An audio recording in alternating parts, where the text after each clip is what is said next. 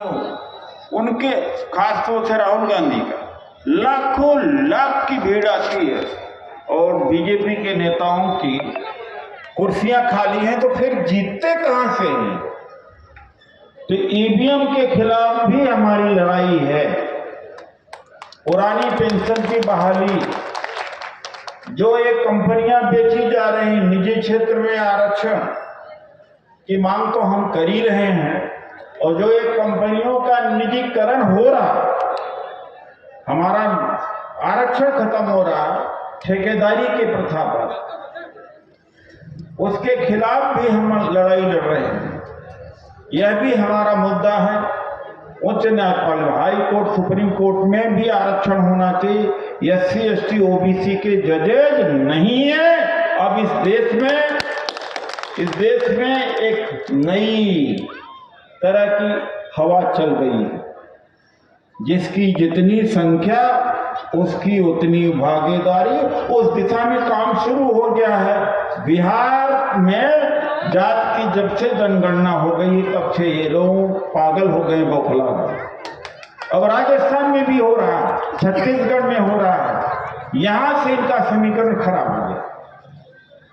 खूब धर्म का इस्तेमाल कर रहे, वोट लेने के लिए सब हिंदू, नौकरी देने के लिए, जमीन देने के लिए, सम्मान देने के लिए, व्यापार के लिए अछूत नीच सब हो जाते हैं। लेकिन अब वो भी टूटने वाला है। एक अच्छी शुरुआत हुई है, एक आशा की किरण कहीं दिखाई पड़ी है। और राहुल गांधी ने जब से बोला है कि जिसकी जितनी संख्या उसकी उतनी भागीदारी, तब से ये लोग बहुत परेशान घूम रहे हैं। इन सारी मांगों को लेकर के आपको दिल्ली के मैदान में पहुंचना। साथियों, एक बात मैं और बता देना चाहता हूं, मंदिरों में कितना पैसा भरा पड़ा,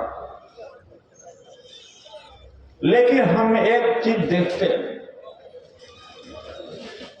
कि जब कभी सभा सम्मेलन होता है, और मैं तो समझ सकता हूं कि आज 1000-1500 लोगों के खाने का व्यवस्था किया है, मंच का व्यवस्था, 2500, कितना मुश्किल हुआ हो। शायद कोई कहा होगा कि राजवीर जी लीजिए 500 रुपया हमसे, 1000 रुपया हमसे, 5000 मुझसे ले लीजिए। 500 तो मजदूरी मिलती ही है। लेकिन हम ही लोगों में से जो लोग धर्म में विश्वास करते, कथा जागरण सुनेंगे, 1000-2000 आराम से उसमें लग जाएगा, आह तक नहीं आएगी। राजवीर जी तो कुछ दे रहे हैं, वहां से कुछ मिलेगा कि नहीं मिलेगा ये नहीं पता। जब दिल्ली आना होगा तो राजवीर जी से कहेंगे भैया हमारे पास टिकट नहीं, ढो के ले चलो। ये आपके संतानों के लिए है, आपके लिए है। और वरना हम इस देश में पहले जैसे कीड़ों मकोड़े की तरह जिंदगी जीते हैं, रहे हैं, उसी तरीके से कीड़े मकोड़ों की जिंदगी हमें दोबारा जीनी पड़ेगा। आर्थिक रूप से हम बड़े कमजोर होते हैं हमारे लोग, इसलिए आर्थिक रूप से भी आज हमारे यहाँ महंगे शादियां होने लगी, जन्मदिन मनाए जा रहे हैं, पैसा खर्च होता है। लेकिन सामाजिक आंदोलन के लिए कंजूसी होती है, वो कंजूसी भी हमें बहुत परेशान करती है। इस बात का भी ध्यान रखिएगा कि ये राजवीर जी कोई नेता बनने नहीं आ रहे हैं, या इनके घर में कोई शादी नहीं हो रही है। जब आवाहन करेंगे तो 5 नवंबर को आइएगा, अपने खर्चे से आइएगा, और तब 5 लोगों को ले आने की कोशिश करिएगा। इनका भी मनोबल बढ़ेगा और साथियों का मनोबल बढ़ेगा, वरना हम लोगों को बहुत मुश्किल होता। मंच पर तमाम मुअज्जिज लोग हैं, मंच पर तमाम खास लोग हैं। मैं इनसे भी कहूंगा कि इनकी जो तैयारी है उस तैयारी में पूरा मिल बांट करके तैयारी करिएगा।